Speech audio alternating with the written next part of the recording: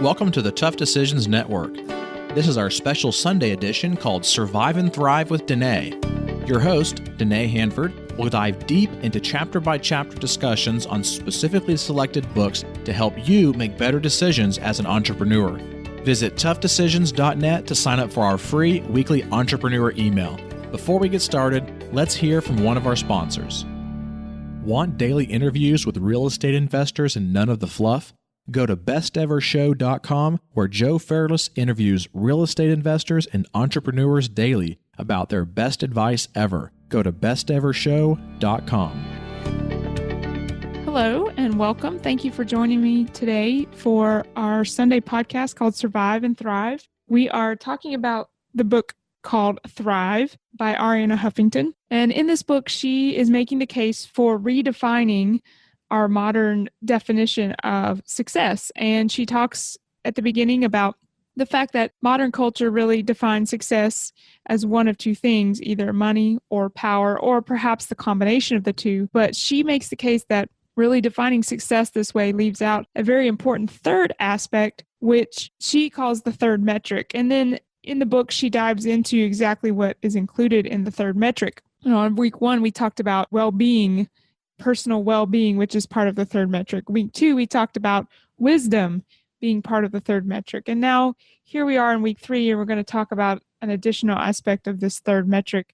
I wanted to give you a little bit of an update because if you were listening last Sunday, you know that I was talking to you about changing some of our habits and not just breaking bad habits, but establishing some new habits. And I had told you about an upcoming vacation that we were taking and how I was going to be trying to drastically limit the way I used my devices on previous vacations. And so I wanted to give you just a little bit of an update and let you know that we did take a vacation and I was able to reduce my usage of my device. Now, I'm not a huge tech person. I mean, I have an iPhone, I have an iPad. I carry my iPhone pretty much everywhere because we don't use a home phone much. That's the way we communicate is with the iPhone.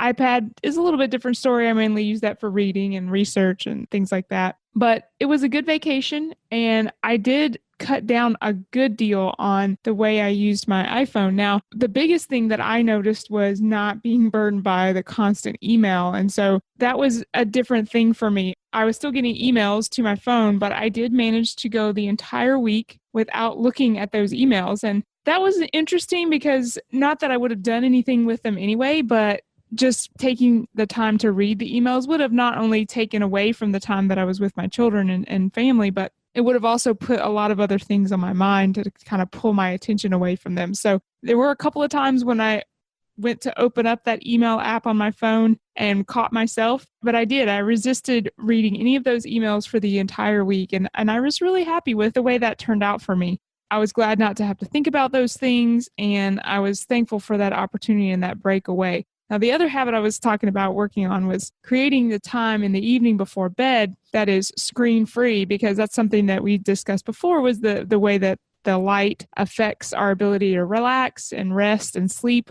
And so that one is going okay, probably not quite as well for me as the other one, because I guess I'm having a hard time replacing it with something. And so that was something else that we discussed is not just trying to break that bad habit, but developing a new, better habit. And that takes a lot of time and it requires a lot of effort. And it also requires a lot of forethought because you have to make sure that you are prepared when that time comes with that new habit that you're going to be working on. So I'm still working on that. I have kept a couple of books there beside my bed, and that's what I'm hoping to replace that nightly tool around social media that I take before bed is with some reading. And I read a lot, but a lot of times I do it on the iPad or I do it at my desk, and I don't do it in the evening, and which would just be another time for me to add to that. So I wanted to just update you on that and encourage you to really think outside the box and think about what you can do to change some of the less than beneficial habits that you might have with your technology.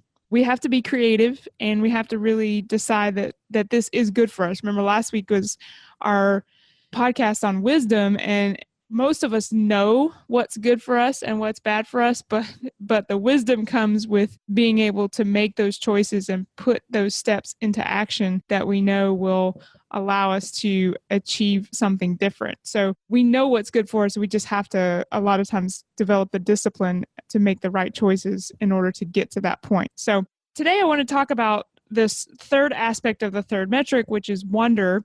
And Huffington spends a good section, a lengthy section of her book talking about wonder. I would say this so far has been the hardest one for me to define and apply in a practical way, but we're gonna talk about several things and try to do that still. The first question I found myself asking is what exactly is wonder? And based on my reading of her section here, I would say that in a layman's terms, wonder is the ability to be completely present and enjoy what we are doing and what our life is right now.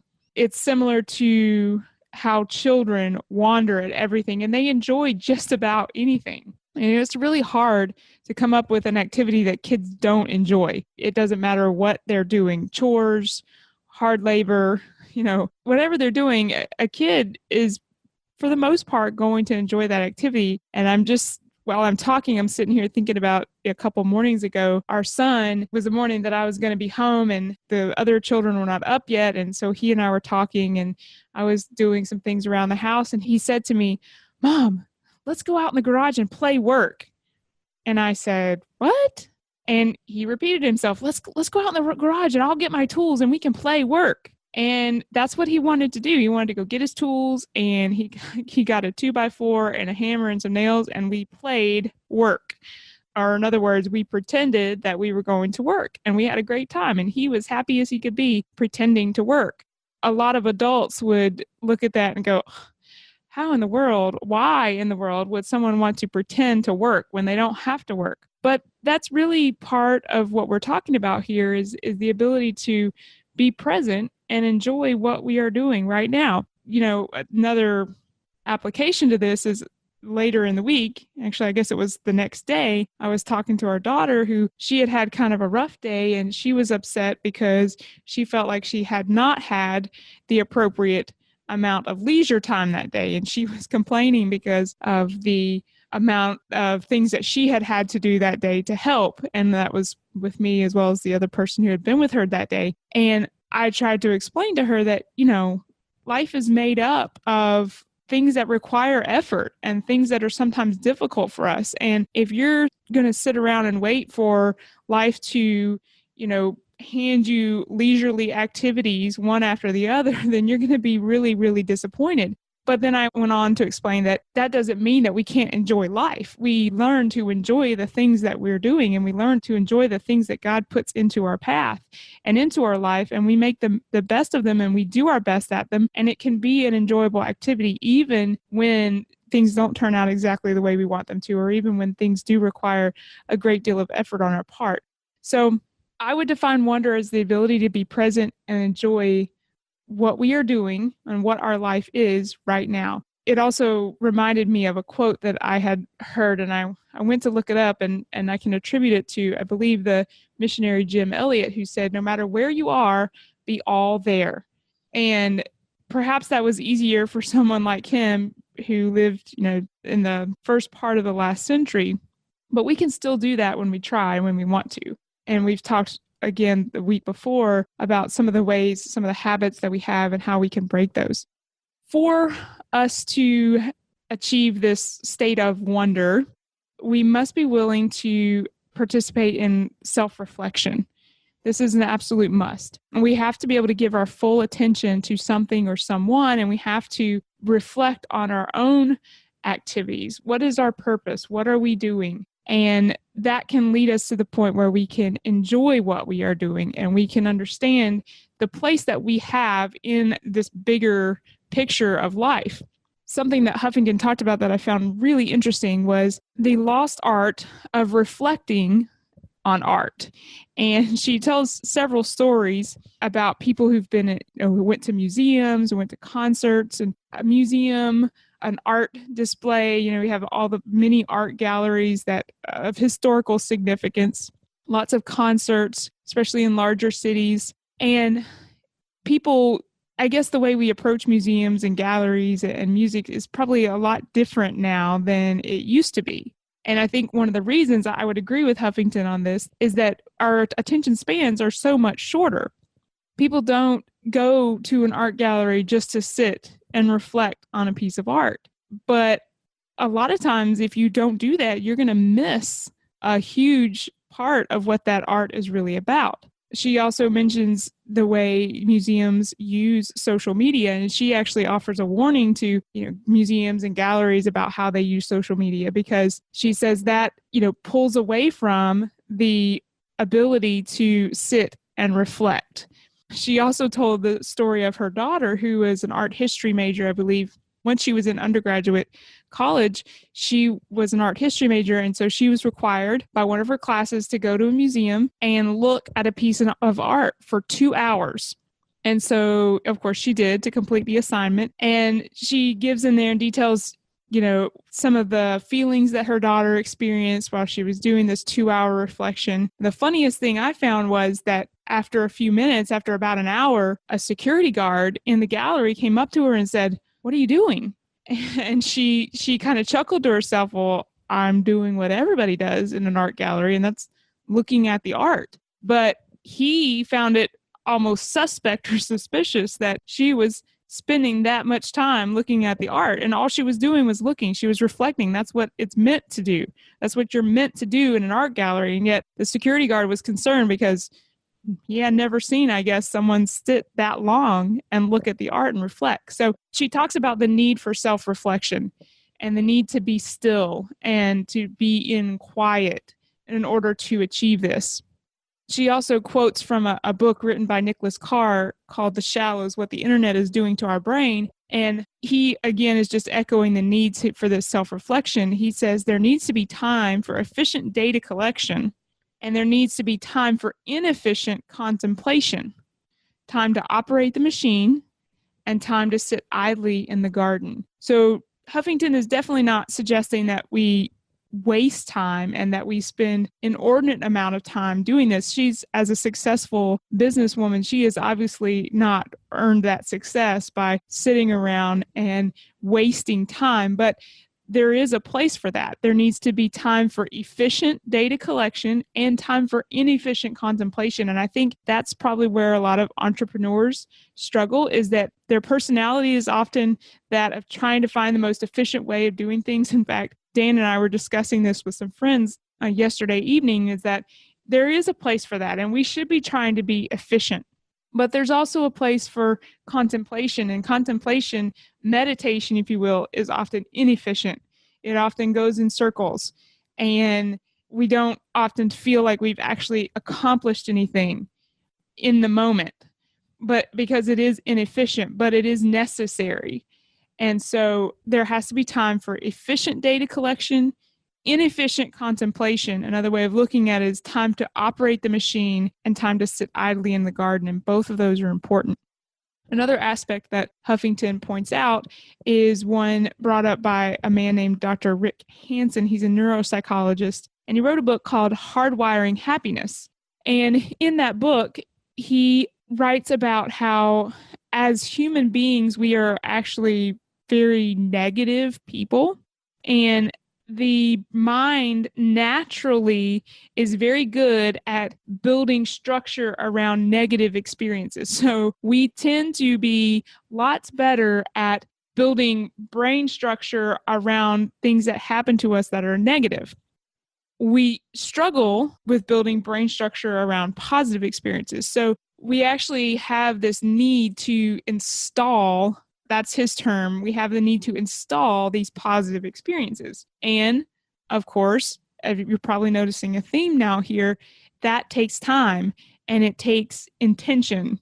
We need to take the time to wonder at the world around us. When good things happen, Dr. Hansen says you need to stop and take the time and allow your brain to have that sink in and install those positive experiences. Otherwise, as people, we tend to be negative, and we know people that, we would describe as optimists and pessimists, but in reality, the human being is actually for the most part, very negative.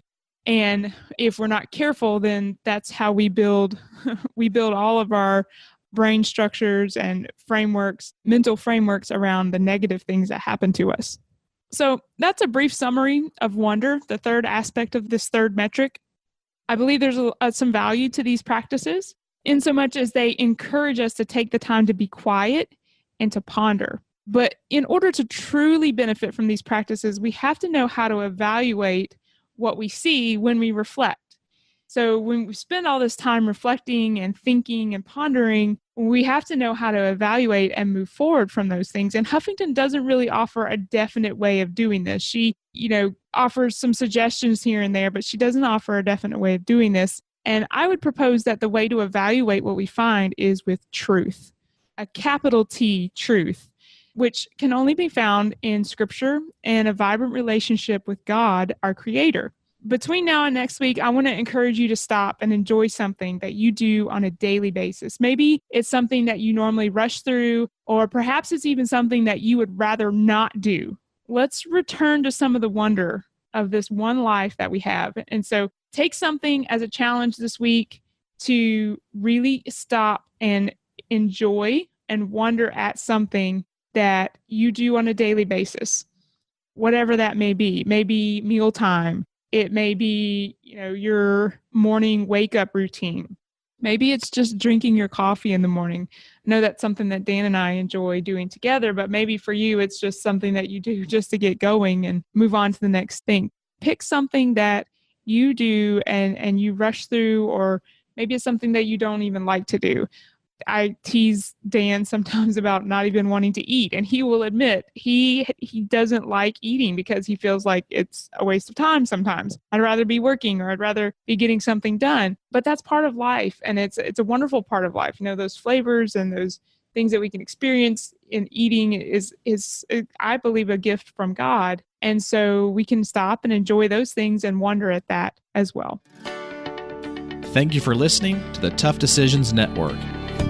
Be sure to visit toughdecisions.net to gain access to show notes for this episode and to join our free weekly entrepreneur email, where we will send you news about the latest technology for your business, inspiring quotes, and the latest books for entrepreneurs. That's toughdecisions.net.